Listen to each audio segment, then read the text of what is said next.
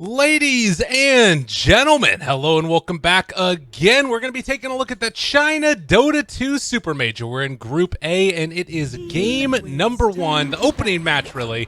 Lyrical joined as well at Lacoste. Lacoste, how you doing, my man? Hello, my friend from another side of the globe. It's really early here.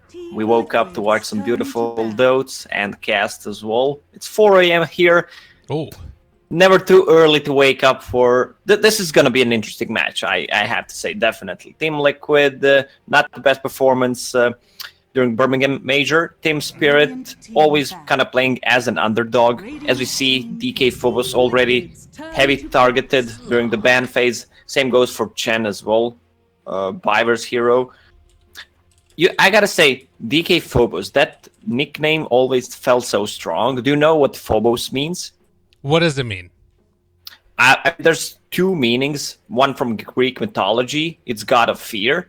Oh. So he was the son of the Ares and Aphrodite. Or there are two moons, Phobos and Deimos. So two moons of a Mars. You're getting some I'm not sure lesson. what he's looking into right now. Probably the god of fear. That sounds pretty badass. I gotta kind of agree with you. The God of Fear sounds a hell of a lot better. Fear, sadly, not going to be in this competition.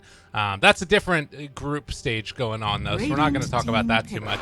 But instead, we're going to talk about this game, and I like that you mentioned the thing about Birmingham, too, because to me, it's really a story of like one team very underperforming with Liquid getting knocked out to Pain, and Team Spirit really overperforming, being able to knock EG out of that one in the group stages, even though they themselves ended up getting knocked out later anyway. So maybe a little bit like we'll see if they meet in the middle. Like, have they both sort of sprung to mediocrity? Is that where these guys are sitting? Or Liquid still is, to me, I think a team that could beat any team any day of the week. So I feel like they're the pretty heavy favorites regardless of their past struggles.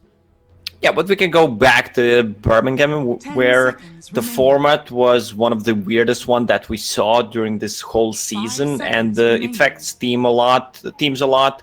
So we're not going to discuss about it. I think everyone has an opinion about it, and they're pretty much correct. So let's focus on this one. So we have a Warlock and Slardar. We have Slar brothers already. Oh, look at this. They have a good night vision. Both of these heroes have improved the night vision, hard to gank. Both of the teams so far picked heroes that are lane winners. You have Undying, you have Warlock, you have Wind Ranger. This is probably going to be a support Wind Ranger. I love to run it as a dual off lane, but it could also be G's hero. Lion on the other side picked by Team Liquid. One of the better heroes against the Slark, has a ground stun and has a Hex. Slark can't disjoint Hex anymore. Yeah, and it's sort of the type of thing that can really blow people up quickly, too. Like, you talk about just any initial disable there. Beastmaster into the Slark, I feel like this is more to deal with the other heroes that are going to come out from Team Spirit. Yes, they want to dominate the lane. This is going to be Beastmaster Undying lane, which is super strong. Undying has been popular lately because of the dual lanes, and pretty much you're forced. You don't want to try lane against the Undying because there's a double, sometimes even triple man decay, and you don't want that. So it's going to be a hard time. Even though they're two melee heroes, they can still do so much. Yeah, and I think that it's the type of lineup, too, that like people think about this Wind Ranger support being able to, like, jump in, you give them a little punch in the side, and then you run away with an Orb of Venom or something like that. First of all, that's often in the off lane, but then the other issue is that if they just run at you, eventually the only thing that's going to save you is your tower, and if they can push you back to your tower, you're not going to be getting a whole lot else out of the laning stage. So yeah, I really like this, particularly against a hero like Wind Ranger that... Not that she's like a weak laner, but she needs to be a part of like an already winning lane to really take full advantage of her kit. At least in my eyes. It depends on the heroes she's against. If you're, let's say, against the Beastmaster and Undying, which they don't rely so much on the right clicks to deal the damage, then she's kind of weak. But this could be a mid Wind Ranger, considering the other heroes that they have.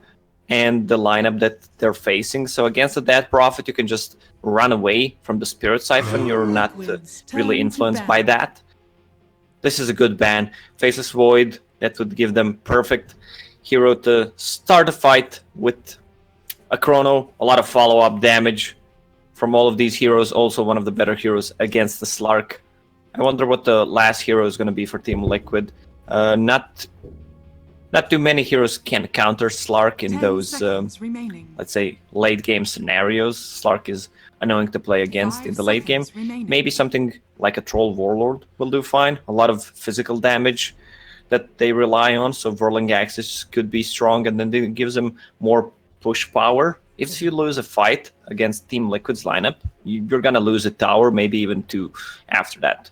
And with the Beastmaster's aura, a lot of heal coming from Undying, so they don't need to reset. They can just keep going. Same goes for DP's ulti. I was wondering, so they're going to go for the Templar Assassin, and this is a very different way to run at it. What do you think about this? So it's still heavy right-click damage, a lot of burst. They want a snowball, and with the lineup that they have, it opens up the Roche for them early. So they're looking at the timing after the first Roche, and if the game drags, go for the second one, Cheese and Aegis. With the Templar Assassin and Death Prophet plus the Beastmaster, it's really easy to take Roche and just snowball from there. Okay. This is the timing that the Templar Assassin is looking into. She's one of the weakest heroes in the late game. Doesn't scale. It feels like she hits the wall and doesn't do anything after. We're talking about super late game. She gets 6 items pretty quickly. That's the nice part about it. And, well, now Team Spirit are going to go back for the Jakiro. And, again, I'm wondering if this is a switch-up. Yeah, it's going to be a Jakiro against Miracle. That's a really cool switch-up there from them. We saw couple of Jakiros mid. I've seen Jakiro going to mid switching when there was a Broodmother as well. It was one of the Russian team. It could be Fly to Moon actually played. Oh, yeah. Yes. I need to bring my Dota knowledge. My brain is not that young anymore, so it takes a little bit more time. You and me both, man. It's rough. I've been staying up late trying to stay on China time, and I wake up and my body is just like, please give me sunlight. But not today. Not today, buddies.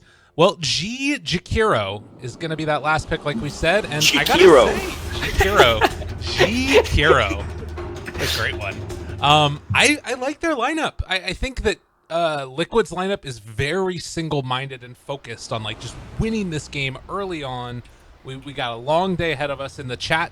As the game was getting started, Kuroki was spamming GGGGs and like get the game going. So they just want to get it underway. After all these years, man, Kuro, he still wants to play. Like, let's get into the game. I just want to play some good Dotes. That's it. Gotta respect the man. And the Fiver Wind Ranger starting out early on with this Orb of Venom. We've seen it so many times before, comboed together with a Slardar, more often than not in pubs than in professional games. How do you feel like this lane is going to deal against the Undying? Because Undying is known as just like a lane dominator.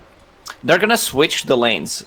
They don't want to have... I mean, that's a safe lane Templar Assassin. So ideally, they want to have Jakiro against the TA. That's why they picked it, because of the Liquid Fire and Dual Breath. It's overtime damage, so you don't really feel refraction at all. Right. It just burns through the refraction.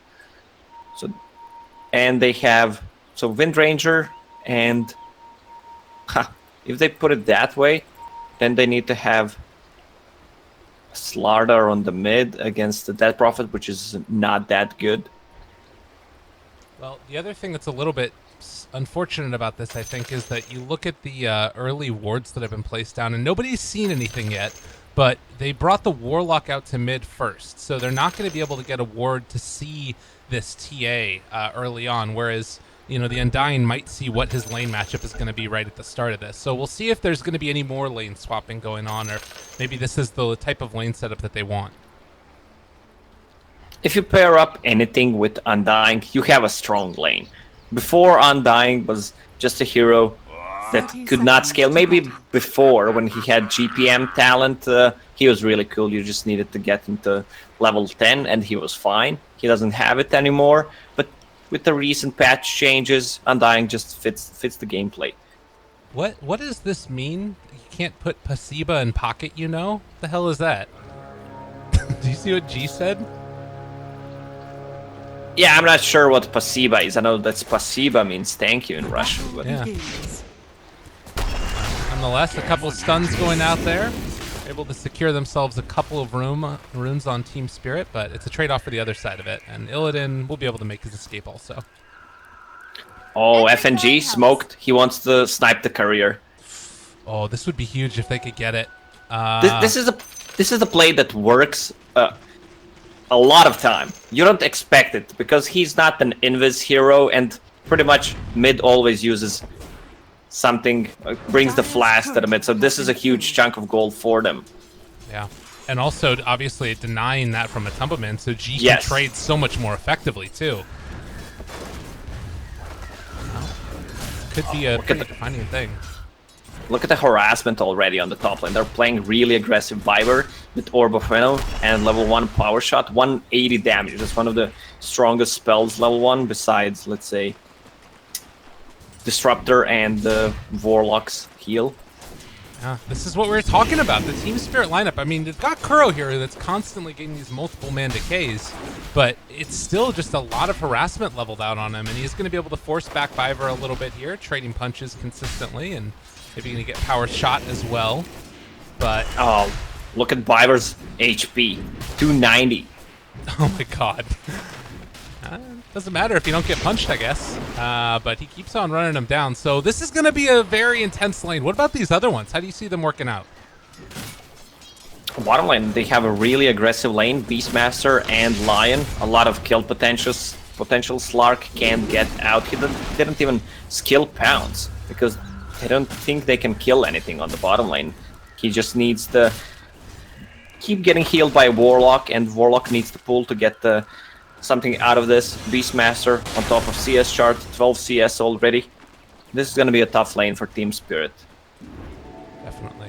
You never really pick Slark to do well in the laning stage by any stretch of the imagination, but you at least expect him to be able to get something. And this is where the Warlock comes into play. You can get the heals out there, make sure that he's keeping regen going, and he does need to be careful as they just keep that pressure on him. Man, tough time for Illidan. Yeah, this is not going to be an easy lane, as we already talked about.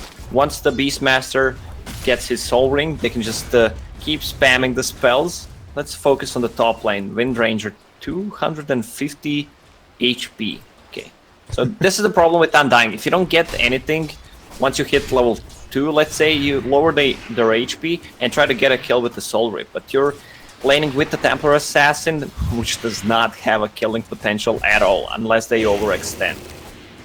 Yeah. Well, and then the other thing to keep in mind here is that these lanes aren't very mobile, whereas you look in mid, Matumbaman had to walk all the way back out to base, so he is currently a level behind G. So all in all, things going pretty well for Spirit in spite of the early gold lead going into the favor of Liquid. Yes, I love Jakiro mid.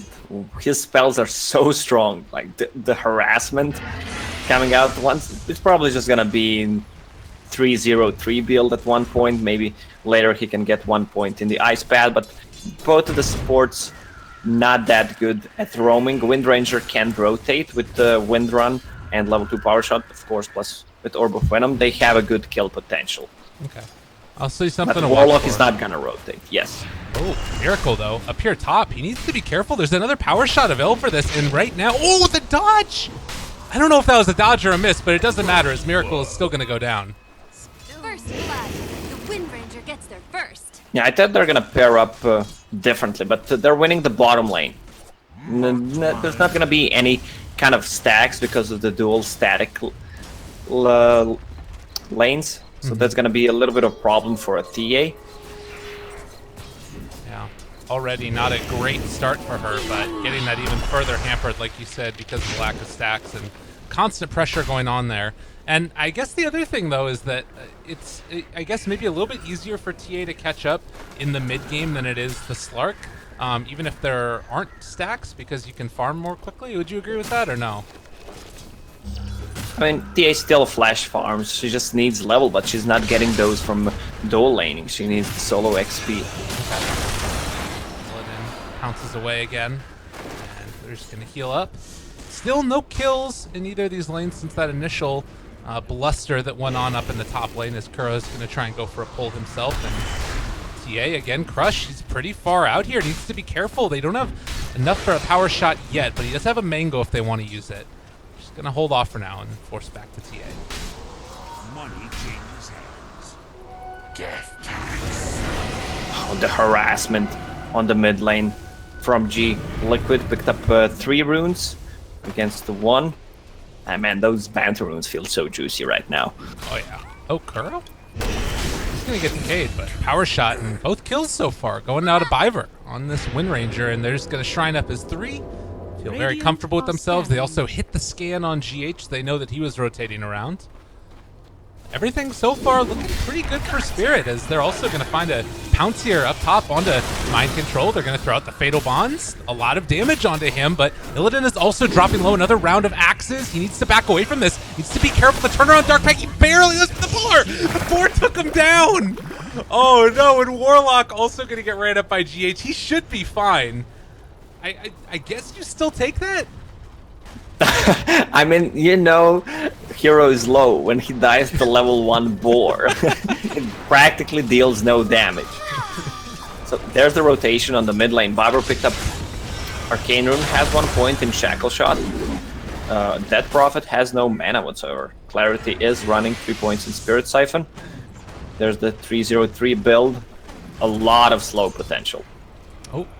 Biver just caught sight of the courier there and was able to get a pot shot off, which does reveal his positioning. And instead, just going to throw out a couple of stuns. Actually moving in now. The Shackle not quite going to land, but all the right-click damage. It's going to almost be enough. Power shot, he misses again! But Tumbleman able to turn that back around. Can he find this kill on Tumbleman with the drain coming in? Does have a Fairy Fire, living through the first initial fudge, and woo, 7 HP. Structures are fortified. He was trying to play around the AoE of the Spirit Siphon. If that Prophet didn't catch the Spirit Siphon off, she would die just right there. Good play there from the Tumbleman, and well, now again they're going to go up top. They find the Shackle onto TA and going to deal a good bit of damage. They will have another power shot in 8 seconds. Don't know if that's going to be soon enough as the Tombstone drops down. It is only a level 1 Tombstone, so Biver might think about staying to kill that one off, and it looks like indeed they will. Nifty play there from Miracle. Yeah, Kuro denies it. Oh, well done. Shackle onto both of them again. Phobos did have another stun, but they're not going for it yet. Stick charges are available, so they can go for a kill here on a Miracle with power shot, but not going to do it. They need to bring some kind of a region or go back and region up on the top lane so they can keep playing aggressive with this Wind Ranger and Slardar. Miracle's doing a good job of playing around with these denies to get damage even through Wind Run. It's a really cool play, but at the end, just going to back up, salve, and be fine. Yeah, TA is going to hit level 6 right now, so they're going to have traps. Already 1 sentry prepared from Team Spirit. Laid down, but there is a sentry ward here, as you said, so they're going to be able to take those ones away as soon as they step up. Worth noting, too, that with all the kerfuffle going on mid, the tower is now down to just about 300 HP, so G's going to be able to secure that one very shortly. Sorry, what's that word again? Kerfuffle? Kerfuffle. Kerfuffle, what does that even mean? It means bad things all around. Oh, Miracle. Getting feisty here with Phobos. Almost going for it. Shackle, not going to land. They want to deny. Oh, they can't deny the tower. That would be a huge chunk of gold denied. G used Liquid Fire 1 more time. It's going to be worth it still. He got the tower. 3-man rotation. Exorcism popped. They're not going to pressure the tower with it. His tower is standing at full HP. 9 minutes in against the Death Prophet, which is pretty insane. That's what Jakiro does. Yeah. I love the build. Also, Phase Boots. 404 build. So maximum slow, maximum damage output at this point. Yeah, very, very cool stuff. And like you said, that Exorcism used as well to basically no damage on the tower. It looked like they're going to try and go into Miracle again. It's kind of interesting the way that this has worked out. It's kind of turned into Wind Ranger becoming more and more impactful. Another Shackle there, the power shot, waiting for it as they're going to try and hit him. But with G in the area, that's going to be more than enough. Almost there, Soul Rip. Still taking damage. They didn't quite hit that one there. And in the meantime, GH ends up taking down Illidan. They're still chasing. No level 6 yet on the Wind Ranger, but a good bit of damage and another shackle. It manages to land. GH going ham down bottom. Manages to find both of those kills. The tombstone drops, and G takes down another. Miracle's chasing here with Matama Man moving in. They're going to be able to find themselves another kill. This is 4 dying for Team Spirit, and maybe even a 5th as well, as all of them are getting ran down. They're overextending. Bottom lane, as we already discussed, it's super aggressive. Beastmaster hit level 6. Also, Lion hit level 6 after that kill. So he's level 7 right now with the tome. Oh my god. Yes. And this is what happens when you have these dual lanes. Supports are gonna be high leveled, especially if they look at Slark level. He's same level as the Lion at this point. Yeah, that feels pretty terrible. Top lane again. They're gonna go on a Miracle. They find the crush, but with the rotations coming in, I don't know if they can afford to go for this. And in fact, this is gonna be a backup. So getting a little bit too big for their britches. And with this Beastmaster, mind control just constantly keeping the pressure on, this is going to maybe be a tier 1 tower dropping fairly low. Oh, I like this play, the Fortify to keep the range creep alive, and then the rest of the creep wave comes in as well. So they will be able to get this tower. Yeah, Beastmaster is slowly getting out of control already. On top of CS chart, level 7, phase boots plus a medallion finished. This is a really, really fast lineup from Team Liquid. Exorcism popped. They want to get another kill on G. Yeah, and they're doing it rather rapidly as well. There's a creep wave coming in that's going to be able to keep him alive for the moment, as Phobos threatening but not fully committing for GH. And G just willing to stick around and get whatever little bits of damage that he possibly can. Bottom lane, the battle continuing. They've got mind control in their sights. He does have roar available. Need to be careful. The turnaround is going to be there. With the tombstone already down, the TP away. Mind control escapes, and Kuro going to be shackled as they take down the tombstone, and now going to probably take down the Undying. Yeah, he will fall as well. They don't have too much control at this point on side of Team Spirit. They need... Okay, the Warlock just hit level 6, so that's a big ulti cooldown that they have. Everything else is pretty much low cooldown, and they can keep fighting all the time. They just need a couple more levels in Shackle Shot, and they need... I'm not gonna say a couple more because he doesn't have any at this point. They need Ice Path levels as well. Yeah. It's great for the laning stage, keeping pressure on, but yes, after that, you need it for the team fights. And, well, he is going to be able to finish off this tower, but the wraparound is coming. Roar not off cooldown, but with the axes, looking for their opening. GH is going to be there in just a second, and, well, with the rest of the team showing up, they might be able to turn this back around. Instead, they drop down the Warlock ulti. They found GH in mind control, and now going to do a good bit of damage. Shackle is going to be there. Mind control, no roar, as we said. Power shot through, macro pyre down, done and dusted. Radiant's middle tower. wow, the amount of overtime damage. Look at that. Level 3 Shadow Ward plus a Fatal Bonds. Combine Fatal Bonds with power shot damage and any damage coming out from Jakiro. He even went for the Spell Amp talent, which you usually don't see, mostly because Jakiro is played as a position 4/5, so you're gonna have that XP talent and get himself closer to the GPM talent. Jakiro is one of the better scaling position 4/5 heroes, whatever you want to call them. Oh, Golem's coming in, and they are going to kill off that Warlock, but also going to lose the Lion. Just a couple punches and a power shot, and he's done. So that Golem is going to die. Meanwhile, the retreat from Team Spirit, there won't be any real form of chase coming out. So 9-9 in a very active and action-packed game number 1.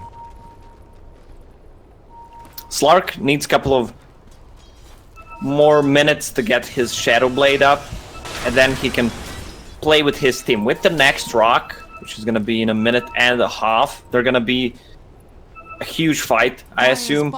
A lot of damage coming out from Team Spirit already. They need the Blink Dagger on the Slardar. That's their control hero. And also they have an insane Roche lineup, both of them do. Oh, good. Slark, Pounce, manages to get the away. Tombstone dropped on the high ground. He does not have a shrine right now, and is going to run away. That was very close. Roar from Fog, and he manages to get away. I love those little things that happens in Dota. Let's say you see more Slarks having sentry wards, Yeah. supports buy sentry wards for them, so they can just devord by themselves and get the XP and the gold, so you don't have to wait for anyone to deny it. You just get Well, that'll happen. They have a ward up there. They just pull him up. Yeah, so that Prophet's arcane rune was just running out, so he was not hesitating to use the exorcism. Deso ready on the Templar Assassin. They might go for Roche. They're thinking about it, although Matumba Man looks like he wants to get in their face anyways, and backing out again, try and get some pressure onto DK Phobos, who's going to have to jump away now. He has his Blink Dagger done, so another strong timing coming in from Team Spirit here, since the Shadow Blade is about to be complete, actually already done for Illidan with the Blink Dagger there as well. He's going to look here towards Mind Control and gets the pounce, the Dark Pact already out, needed a little bit of help there as well from the creeps. That was a nice try, roaring the creeps, but didn't work. Hellbear Smasher, helping with the Thunderclap. Just some extra slow and the damage on the Beastmaster. Well, who's the Beastmaster right now, huh? Oh, true enough, man. Oh, and Kuro breaks the smoke, keeps on walking. Warlock ulti. They just find themselves the TA while Phobos kills off GH on the other side. Miracle trying to get towards the shrine and seeing if backup can get here as well. They drop the tombstone. They're not going to be able to find the Shackle Edge, but so much damage. And the Ice Path connected as well. Can they kill off Miracle? He's walking away from this and trying to find it out of there. The Shadow Word might be enough to kill him off, but no, it's not going to happen. So they drop the Warlock ulti and can't even kill off the TA. That's the power of Undying. 1 point in Soul Rip. Just enough to keep him alive, plus a tombstone. Look at all the summons that they have. You're fighting against Tombstone, you have Beastmaster creeps, you have DP's ulti, which is kind of untargetable. Right. So there's the stuff that you can focus, and there's the stuff that you need to focus, and those are not heroes. Yeah, and it increases the value so much of like the Solar Crest on Beastmaster, for instance. Yes. Like all those little tombstone zombies running around the place. But nonetheless, it is 11-11 in a game that's been very tightly contested. No more than a 3,000 gold lead at any point in this game, and right about even on experience as well. Are we going to see somebody move towards Roche? It feels like both teams can take it. And both teams can take it so quickly. I love what Slaughter has queued up. DK Phobos. He loves to play Axe, always goes for that Crimson Guard. I love how Crimson Guard was in a state where it's such a shitty item, no one wants to buy it besides, let's say, an Underlord, to, wow, this item is so good that nothing changed. Right. There's the Roche. Yeah, and it happens in an instant. They know that they can go in there, Warlock ulti's still on cooldown, and they power shot in just to show them that they're there, but nothing really taken either. So here's a bit of a question. Is this a game where eventually Slark is just going to take over and win them it if they get to that stage? Or do you think that Team Liquid can still take this late game? As G is probably going to go down here. G kind of in a bad spot. How many deaths does he have? 4 deaths. You were talking about scaling lineup from Team Liquid. Their heroes scale well. I talked about DA when she goes to the super late game, but they want to close this game quickly, from what I see. Of course, Slark, always hard to play. Oh.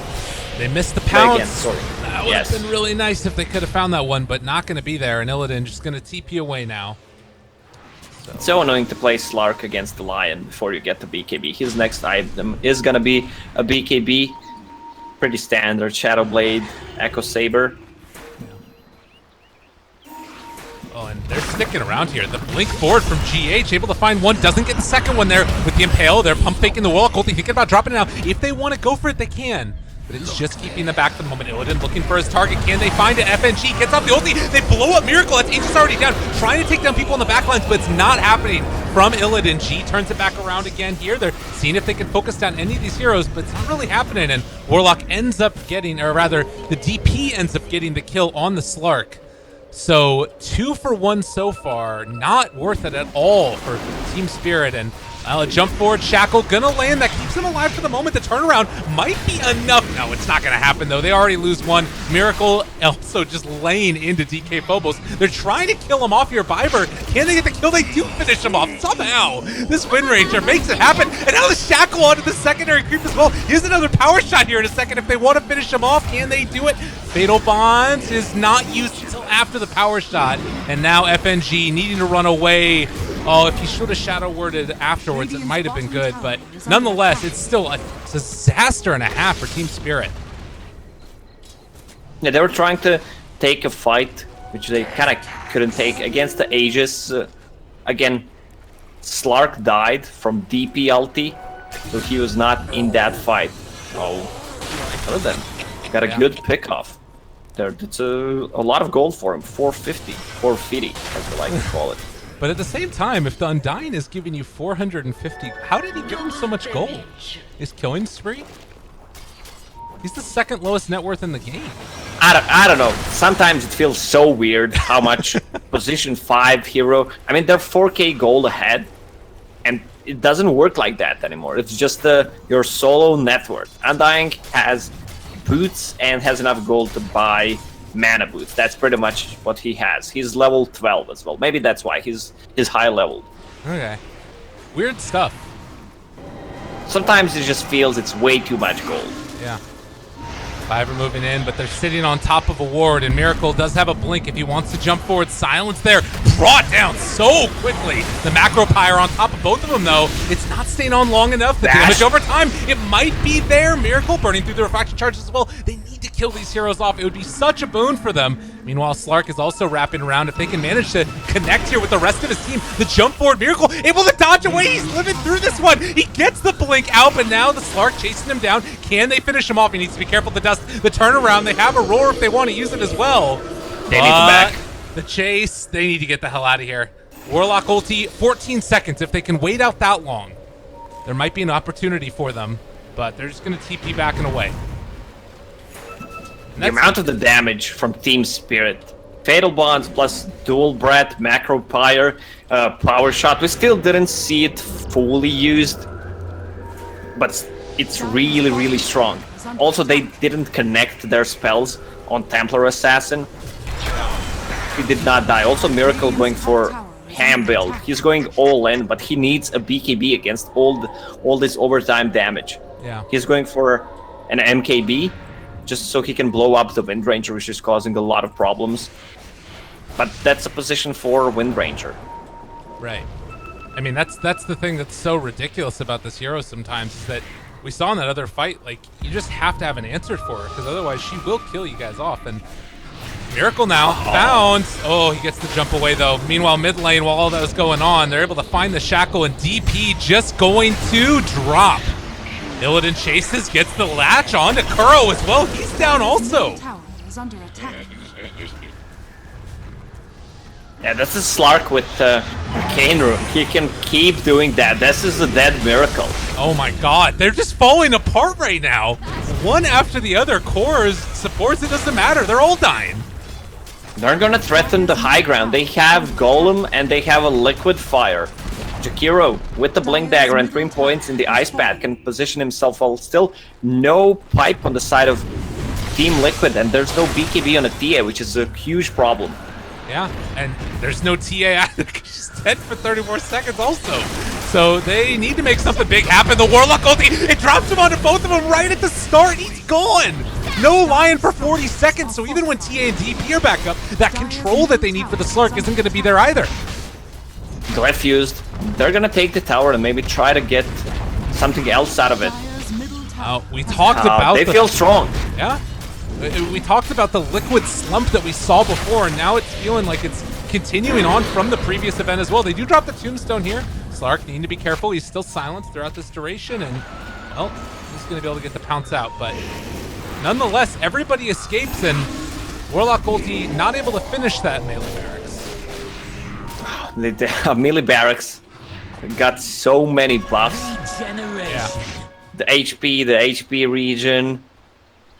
Maybe even some armor, not sure about that. So 2000 HP against the 1.2k on the ranged one, and 6 less armor. So when you're going for a melee Rax, you need to have good grades in math in the primary school if you want to do it. In this kind of scenario. Beastmaster picked up the gem, so they want to get rid of the vision and they want to see Slark. Slaughter picked up a Vanguard, almost full Crimson Guard. Let's mitigate a ton of the damage. That's exactly what they need to do as well. Like, this is feeling like... I mean, to be honest, though, it really feels like Pipe is the answer that they need, right? Money changes hands. Like, so much Yeah, more but Undying damage. can't really farm it. Lion is not a hero that wants to go for it. Yeah. I guess that's true. You think that's even better? That, like, the... I don't know. It's so tough right now. Oh, they're gonna find TA. Oh, God. That's a no buyback TA. She bought the full MKB. Oh, wow. This is definitely a Rax on mid. They don't have the rock, but they should know that TA does not have a buyback. I mean, MKB is such a costly item. Well, and the other thing about this, at least in Liquid's favor, is that there aren't any other tier 2 towers that are down yet to jump for. They just trample him up, but she gets away! The Fatal Bots! They're all dying! Can they kill all these heroes off? They're beating into Kuro. He is about to go down. Mind Control also in trouble! They are all freaking dead! DK almost living for the moment. They have the Ghost Scepter there as well. They want to take down Matumba Man. Is he going to be able to find his way out of here as well? He feels like he can stay strong in this, and it looks like indeed that's going to be the case. DP manages to hold the line for the moment, but my God, it might not happen. They find themselves yet another, and the jump forward. They find the kill onto Kuro. Mind Control. This is going to be a dieback for him as well. They're all dead, and with the ghosts coming back, they're going to find the DP. Oh no. Jump forward, Crush is there, they got everything, the whole freaking kitchen sink. Screw the barracks, go for tier 4s if you want. No, they're not going to do that. They're not crazy. They're going to take this lane of barracks though. Slark has 33 stacks of Essence Shift. Well, that was a huge 4-step play from Viber there. The way they started the fight, Beastmaster Roar onto Jakiro, but Jakiro already turned backwards so he could get 4-step. Really nice team play there. I mean, DA needs BKB desperately. Well, and look at how poor she is too. That's the other thing that's crazy about this. And Roche just spawned. This is the lowest Roche spawn they could get. This Roche is just dead. They can't really contest it. So it's gonna be a Slark with the gem, BKB, and Aegis. Well, from bad to worse to terrible, this game has completely fallen out of the control of Liquid. And I mean, it's a signal of how fast that this has all happened, that Team Spirit haven't even felt the need to go back for shrines or anything else. They've just been able to keep this ball rolling, and this is the type of lineup that Liquid wanted to play. They wanted to be the ones going fast. Yeah, but Team Spirit also has a lineup that can snowball easily. Suddenly, Windranger is a damage dealer. She has Maelstrom, and combine that with the minus armor from the Slaughter. Slada. I love how he doesn't even say he doesn't even say R when he pronounces his own name. Hey man, mispronouncing names is a key thing in the Dota 2 lore. It's how we do things. We had to have Aegis spelled out for us, for goodness sake. All right, 28 minutes in, 7,000 net worth lead. Liquid feeling shell-shocked at this point, and now they're going to smoke up. Want to try and make a defensive play for their tier 2 towers. But it's an Aegis Slark with the BKB. How do you get on this guy? Yeah, you can't kill him. There's a rock. Look at the positioning from Team Spirit. Also, G has Eon Disc, so that means that they can't blow him up like they wanted to do in the previous fight. Well, G8's watching forward. He does have a Hex, obviously, as well as Finger of Death, and looking for that opening. Drops down a ward. They have good vision here. But the ward is getting taken out just inside of range there of that, well, gem, and DP ulti pop the rock to turn it yet again. Fatal Bonds on to 4. This is a problem and a half, as they're just going to blow up Matumba Man. He does get that Yule Scepter off just barely, but can he really live through all of this damage? They decided to go on Mind Control instead, which means all these ghosts are doing some work. Windranger is dead. They're not focusing the DP, but now they can turn it back around with the Aegis wearing off Miracle, and the two of them left to live, but not for much longer. Miracle also going to go down here. 5 dead for only the Windranger. Easy peasy for Team Spirit.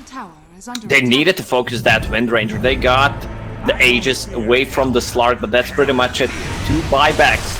DP has a buyback, but she does not have an ultimate, so they have no tool to fight with. Beastmaster, no buyback as well. This Crimson Guard, man, such a good item. You can build it on a safe lane hero, off lane hero. I didn't see any mid Crimson Guards, but that item is so good. Like, you're literally not taking damage for 12 seconds. That's how good it is. Yeah. Oh, they found themselves another. GH jumped upon Soul Rip. Not going to be enough to keep this guy alive. And as you said, Matamaman is here, but no ulti. Miracle trying to get on top of this Warlock, but he has a Ghost Scepter. He's living through this one. Chase forward for more. The Macro Pirate's down. The Ice Path is down as well. They are evaporating. Kuro is going to drop down as well. The Tombstone's gone. That's a game. Pack it up. This one's over. It's over. GG. Woo! Man, the Fatal Bonds, I just love Warlock as a hero. You need an offlaner who provides you with control, so Axe, Slaughter, something with the reliable stun. And they also have a Wind Ranger, so ton of the magical damage, no pipe on the side of Team Liquid, and I gotta give credit to Team Spirit. Also, I don't think we're gonna see Slark in game number 2, man. And whenever I see Team Spirit, they just have Slark. So I mean, that's the thing that's crazy. Illidan plays it so well, and I gotta say, Illidan is not doing Illidan mistakes anymore. He improved so much in the past 6 months. I gotta say, I've been following him, and he doesn't do. Before, he was known for throwing games, being at the weird places. He still does that from time to time, but it's not that often as before. Yeah. I mean, if anybody, the person that felt like they got caught out a couple of times out of position and, you know, in a bad spot was Miracle. And again, like you were saying, you can understand that choice of wanting to go for MKB to deal with the Wind Ranger, but the way that Team Spirit played it, they just didn't stand a chance at that point, and he just got blown up too many times. So really, really solid performance from Team Spirit. Going into game number 2, I mean, are they going to 2-0 Liquid to start the freaking groups? I told you that this series is gonna be interesting. Team Spirit kind of still as an underdog, but doesn't feel like it anymore. Yeah. Seems like this patch favors them a lot. Yeah, I think so too. And it feels like it's, you know, you get a little bit crazy with things going on. You can take advantage of like these heroes or these players that are like incredibly high skilled and you know, get them some extra farm. As you mentioned, the FNG Warlock, it felt like the whole draft was just very well designed from Team Spirit around what they wanted to do. And again, I was afraid of them being snowballed. Right. But Templar Assassin was shut down. They had great heroes against her, and I was afraid for Slark against the Lion, but it just did not happen. Slark just went ham. Well, ladies and gentlemen, that's going to do it for us for game number 1. Lacoste and Lyrical, your 2 casters here. We'll be back in just a little bit for game number 2. We'll see if it's going to be a quick one or if we're going to be going the full set of 3 games. The China Supermajor. There are going to be so many games of Dota played in the next couple of days. We've got the group stages continuing on, all the other channels that are happening. But right here, it's going to be the continuation of Team Spirit versus Liquid. And for people that didn't know, Team Spirit, they're still pretty good. They just made EG disband, for goodness sake. So stick around. We'll be back in a little bit for game number 2.